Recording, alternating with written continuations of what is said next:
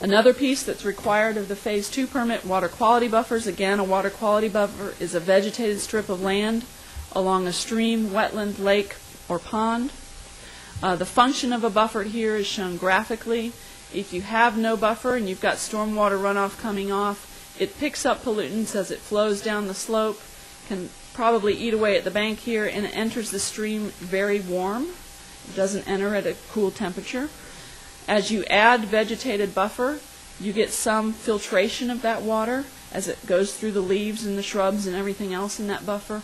And you also notice the color change here. You get some cooling of the water so that temperature is a pollutant. It can harm aquatic life. And then the wider that buffer is, the more, it's hard to see, you've got arrows that point down, the more infiltration of water you get into the ground, the less stormwater runoff you get into the stream, and certainly the cooler and cleaner that water is. That's the function of a vegetated buffer.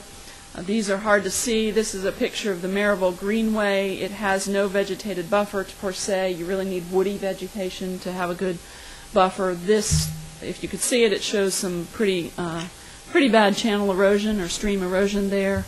What you want is a good root system that holds that stream bank in place.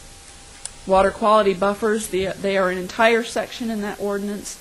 They are required for Phase 2 compliance. We have a 50-foot width requirement. Width averaging is allowed. That means that they can go below 50 feet down to 25 feet as long as the average width of the buffer across their entire site is 50 feet. There are some county enhancements to the 50-foot requirement. The city has a 50-foot maximum buffer requirement.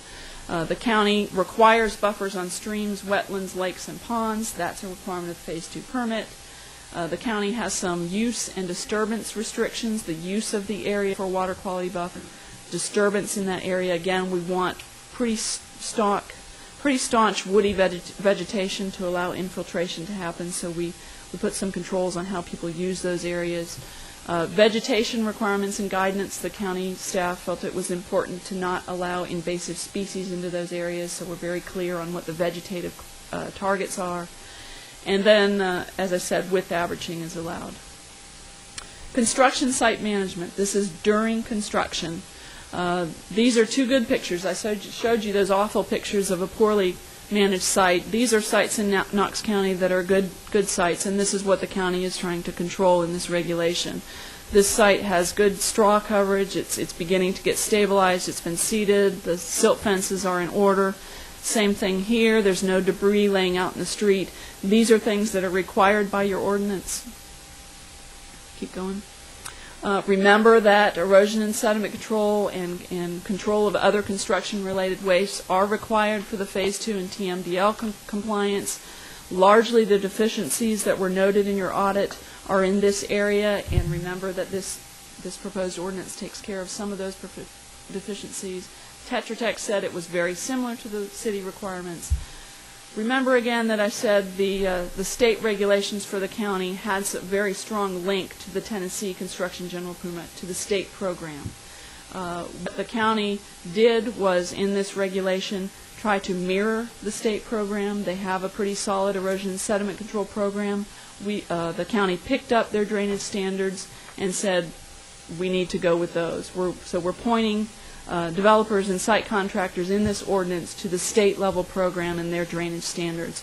We have, however, some more stringent requirements. We can't be any less stringent than the state program, but we can be more where we feel like, or where the county feels like they need to be. There is a statement for off-site sediment discharge prevention. That's something that the Construction General Permit does not have. The county has construction site management requirements for sites less than 1 acre. The state program stops at 1 acre. The county defines a priority construction activity in a more stringent manner than the state program. Priority construction activities are those activities that discharge directly to impaired waters or high quality waters. The county expanded that definition to anything in the watershed, any development in the watershed that discharges to impaired waters or high quality waters. And then the county has some more stringent requirements for construction phasing, how much land is open and exposed to rainfall at any one time. I think the county requirement is 25 acres, whereas the state requirement is 50 acres. Okay. Finally, maintenance, inspection, and enforcement. The county program here, this pertains to private facility maintenance. I'm not talking about county maintenance of their roadway drainage system or anything like that. Some way, some mechanism to ensure the long-term and operation of these facilities is important for Phase 2 compliance. The Tetra Tech report says that the county's requirements are substantially similar or very similar to the city's requirements in this regard. And the basic approach that the county has taken, based on recommendations from the Site Planning Roundtable, are that responsibility for maintenance rests with the property owner of the stormwater facilities, and that the county has the authority to inspect, enforce, and take corrective action, and get reimbursed for those corrective actions.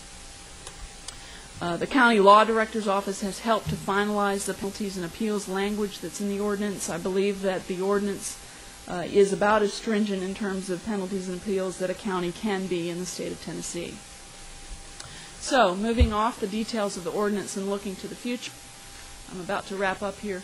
Understand that the county is moving forward. To say that the county has not planned for stormwater is not correct. There are a lot of things going on with this county that are really, really great things. Like other Phase 2 communities, there are a lot of things that need to be improved. That's for sure. But you have some really, really interesting activities going on that go above and beyond what most communities are doing. On the right side of the screen here, the special programs, things like this eco-credit trading grant. There was a write-up, I believe, in Public Works magazine that county staffer Roy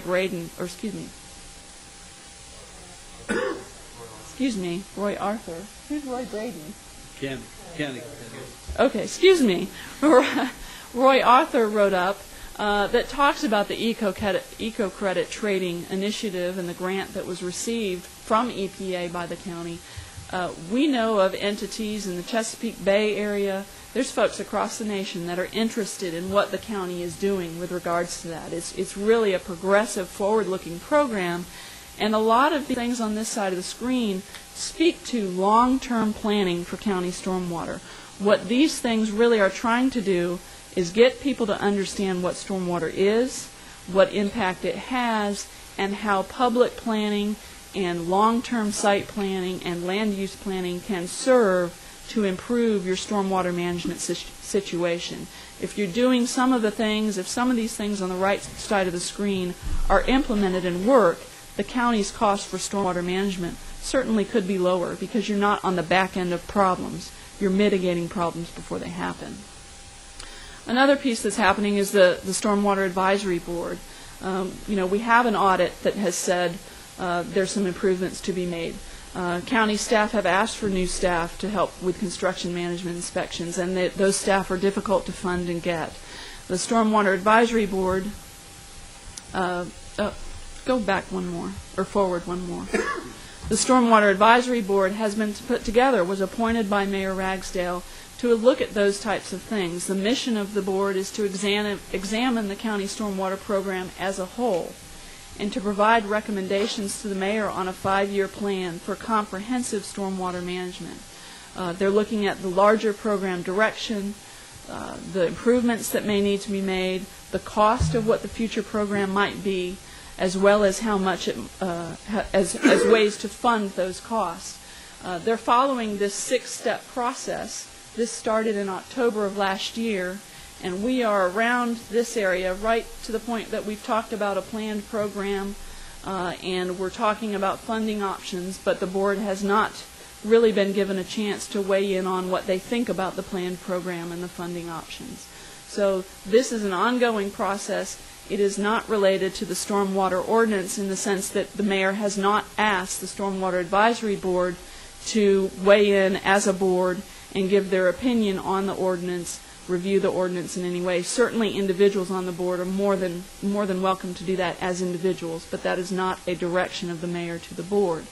Again, they're examining the entire stormwater program. I want you to understand that the elements that we've covered tonight are these two right here, and they've only been partially covered. Knox County's stormwater quality program is much larger than this regulation. There are a number of ongoing activities